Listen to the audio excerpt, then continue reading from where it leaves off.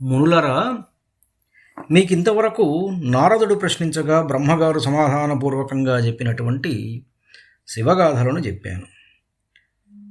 ఒక రోజున నారదుల వారు తన తండ్రిని సమీపించి, శంకరుడు కైలాసానికి ఎప్పుడు వెళ్ళాడు, కుబేరుడితో స్నేహం ఎలా కలిగింది, పరిపూర్ణుడైన శివుడి యొక్క ఇతర లీలా విశేషాలు ఎటువంటివి చెప్పవలసింది అని కోరాడు.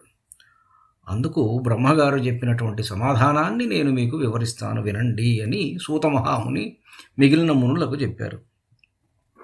పూర్వం కాంపిల్య నగరంలో సోమయాజికులోద్భవుడైన యజ్ఞదత్తుడు అనే దీక్షితుడు ఒక ఆయన ఉండేవాడు. ఆయన స్వయంగా యజ్ఞదీక్షను స్వీకరించినటువంటి సోమయాజి. అంతేకాదు, యజ్ఞాలను చేయించడంలో కూడా ఆయన చాలా ప్రజ్ఞావంతుడు, వేదాంగ పారంగతుడు, రాజమాన్యుడు, వదాన్యుడు, కీర్తిభాజనుడు, నిత్యాగ్నిహోత్రి, సుందరుడు. ఆ యజ్ఞదత్తుడికి గుణనిధి అనే కొడుకున్నాడు. ఆయన తన కొడుక్కి 8వ ఏటనే ఉపనయనం చేశాడు. రాజకార్యాల్లో పూర్తిగా మునిగినటువంటి ఆ తండ్రి కొడుకు యొక్క విద్యా వ్యాసంగాన్ని పట్టించుకోలే. దానివల్ల ఏమైంది అంటే, దుష్ట సాంగత్యం ఈ గుణనిధికి అలవాటయ్యి ద్యూత క్రీడలో ఇతను ఎప్పుడూ మునిగిపోయి ఉండేవాడు. తల్లితో మాయమాటలు చెప్పి ఆమె దగ్గర నుండి తెచ్చుకున్నటువంటి డబ్బుతోటి జూదం ఆడేవాడు. ఆ వ్యామోహంలో చెడు సాంగత్యం, చెడు అలవాట్లు అంతా కూడా చెడు మొత్తం బాగా అబ్బింది. ఆ చెడు సావాసాలలో పడి స్నాన సంధ్యావందనం ఇట్లాంటి అనుష్ఠాన కార్యక్రమాలు అన్నిటినీ కూడా వదిలిపెట్టేశాడు. అంతేకాదు, ఈ నీచ సాంగత్యం వలన చాలా చెడు సంస్కారాలు, చెడు అలవాట్లు, చెడు గుణాలు అన్నీ వస్తాయి కదా. ఆ గుణాల్లో ఒకటి ఏమిటంటే, వేదశాస్త్ర దేవబ్రాహ్మణుల్ని నిందించేటువంటి వాడు కూడా అయినాడు. స్మృతి విహిత ధర్మాలన్నింటినీ విడిచి నిరంతరం గీతాలు, వాద్యాలు, గీతవాద్య గోష్ఠులు, పాటలు, పద్యాలు, నృత్యాలు వీటిలో కాలం వెళ్ళబుచ్చుతూ వేశ్యాలోలుడు కూడా అయ్యాడు. నటులు, పాషండులు, హాస్యగాళ్ళు వీళ్ళే ఇతనికి మంచి స్నేహితులు.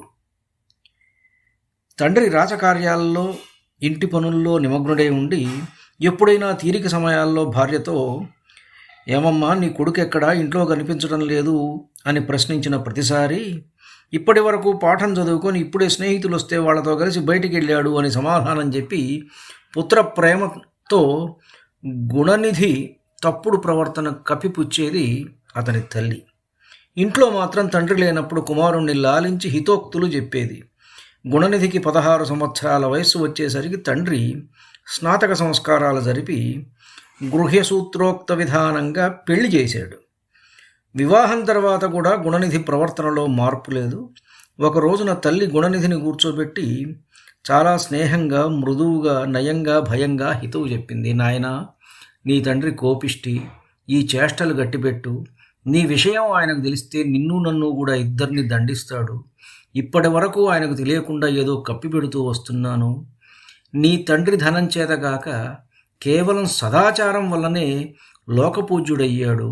బ్రాహ్మణుడికి సద్విద్య, సాధు సంగమం ఈ రెండింటినీ మించినటువంటి ధనం లేదు. విప్రుడికి ఆస్తి విద్య మాత్రమే. నీకు వీటి యందు ఆసక్తి పుట్టకపోవడానికి గల కారణం ఏమిటి? నీ పూర్వీకులు, తాత ముత్తాతలు మంచి శ్రోత్రియులు, దీక్షితులు, సోమయాజులు. లోకంలో మన కుటుంబానికి ఉన్నటువంటి పేరు ప్రతిష్టలను పాడు చేయకురా నాయన. దుష్ట సాంగత్యాన్ని వదిలిపెట్టు, సాధు సంగతిని అలవరుచుకో, సద్విద్యల యందు మనస్సు పెట్టు, బ్రాహ్మణాచారాలను పాటించు, తండ్రికి తగ్గ కొడుకు అని అనిపించుకో అని చాలా సొద్దులు చెప్పింది. నీకు ఇప్పటికే 19 సంవత్సరాలు వచ్చాయి. నీ భార్యను చూడు, 16 సంవత్సరాల యువతి, ఉత్తమురాలు. నీ మామగారు, మేనమామలు అందరూ కూడా గుణవంతులు. నీ తండ్రి గారి శిష్యులు చూడు, వాళ్ళు ఎంత వినయ సంపన్నులో. నీ విషయం రాజుగారికి తెలిస్తే మీ నాన్నగారి యొక్క కొలువును కూడా పీకేస్తాడు, శిక్షిస్తాడు. అప్పుడు మనకు పూట గడవడం కూడా కష్టమవుతుందిరా నాయన అని తల్లి ఎంత బోధించినా గుణనిధి తన ప్రవర్తనను మాత్రం మార్చుకోలేదు. మార్చుకోకపోగా ఇంట్లో ఉన్న వస్తువులన్నింటినీ క్రమంగా తోటి జోదగాళ్లకు అర్పించాడు. ఒకరోజు ఈ తండ్రి అయినటువంటి దీక్షితుడు వీధిలో ఒక జోదగాడి వేలికి ఉన్న తన వజ్రపు ఉంగరాన్ని గుర్తించి వాడిని గుచ్చి గుచ్చి అడిగేసరికి వాడు ఇట్లా బదులిచ్చాడు: ఓ దీక్షిత స్వామి, దీనిని నేనేమీ చౌర్యము చేయలేదు. నీ కొడుకు దీనిని జోదంలో పోగొట్టుకున్నాడు. ఇదొక్కటే కాదు, ఇంకా చీరలు సొమ్ములు చాలా ఉన్నాయి. ఆ వరుసలో ఈ నగరంలో అతనితో సమానమైన జోదగాడు లేడు, నీతో సమానమైన శ్రోత్రియుడు లేడు. అసలు ఈ విషయం నీకు ఇప్పటి వరకు తెలియనే లేదంటే చాలా ఆశ్చర్యంగా ఉన్నది అని జవాబు చెప్పాడు.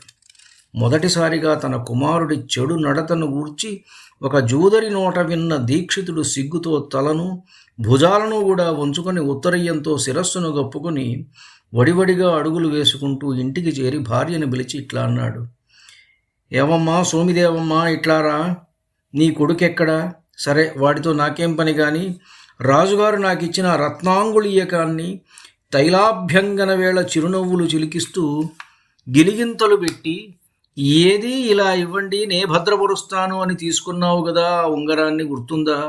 ఏది ఆ ఉంగరం ఇప్పుడు ఎక్కడ ఉంది, వెంటనే తీసుకునిరా అని అన్నాడు. ఆ మాటలు విన్న సోమిదేవమ్మ గారు భయపడి పైకి గాంభీర్యాన్ని నటిస్తూ ఇట్లా అంది: నెత్తి మీద సూర్యుడు నిప్పులు కక్కుతున్నాడు. మధ్యాహ్నం 12 గంటలైంది. స్నానానికి ఏర్పాట్లు చేశాను. ముందు స్నానం చేసి అనుష్ఠానం తీర్చుకొని భోజనం చేయండి. ఆ ఉంగరాన్ని ఎక్కడో భద్రంగా దాచాను, వెతుకుతాను. ఇప్పుడు దానికి ఏం తొందర ఉంటుంది, ఎక్కడో అని బదులిచ్చింది.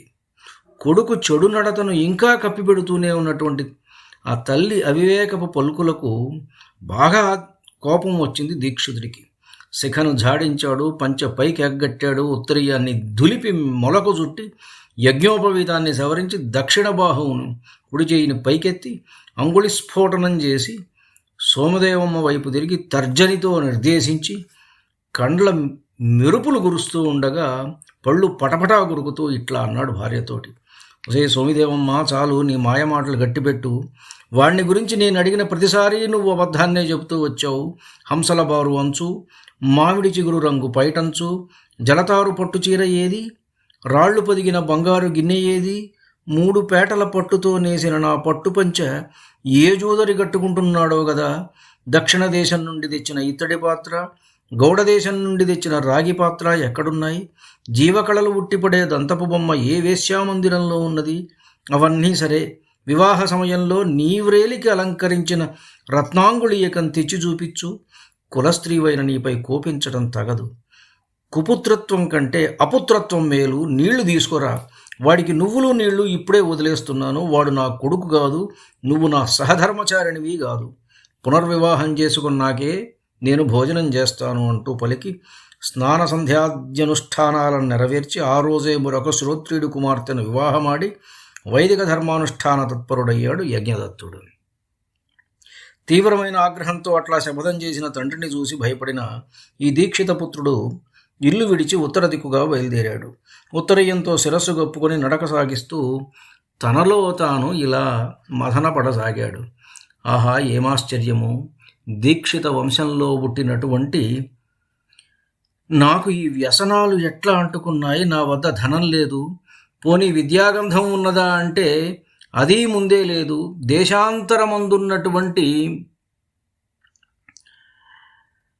దేశాంతరమందున్న వాడికి విద్య ఉత్తమ స్నేహితుడు కదా. ధనహీనుడికి సుఖాలు ఆమడ దూరంలో ఉంటాయి. గమ్యం లేని ఈ నడక ఎంతవరకు పోగలను అంటూ మనస్సులో కుములుతూ చాలా రోజులు నడుస్తూ ముందుకెళ్ళాడు. ఒకరోజు తన దుస్థితికి చింతిస్తూ నడక సాగిస్తుండగా సూర్యాస్తమయం అవవచ్చింది. దూరంగా శివాలయ గోపురం కనిపించింది. వడివడిగా నడిచి ఆలయం వద్దకు చేరుకొని చెరువుగట్టు మీద ఉన్నటువంటి చెట్టు కింద కూలబడ్డాడు. తెలియకుండానే కునుకుబట్టింది. తెల్లవారింది. ఆ రోజు శివరాత్రి. హర హర హర హర మహాదేవ శంభో శంకర అంటూ బాగా గొంతెత్తి శివనామస్మరణం చేస్తున్న భక్తుల కోలాహలంతో ఆలయ ప్రాంగణం ప్రతిధ్వనిస్తున్నది. పొద్దు కరకరలాడింది. గుణనిధి కడుపులో ఆకలి కొరకరలాడింది. అప్పుడే ఇట్లా అనుకున్నాడు: ఇంట్లో ఉన్నప్పుడు అమ్మ కడుపు తడిమి పొద్దుటే వడపిందెలతో పెరుగన్నం పెట్టేది, ఇప్పుడెవరు పెడతారు? లోకంలో అమ్మ వంటి వస్తువు మరొకటి లేదు కదా.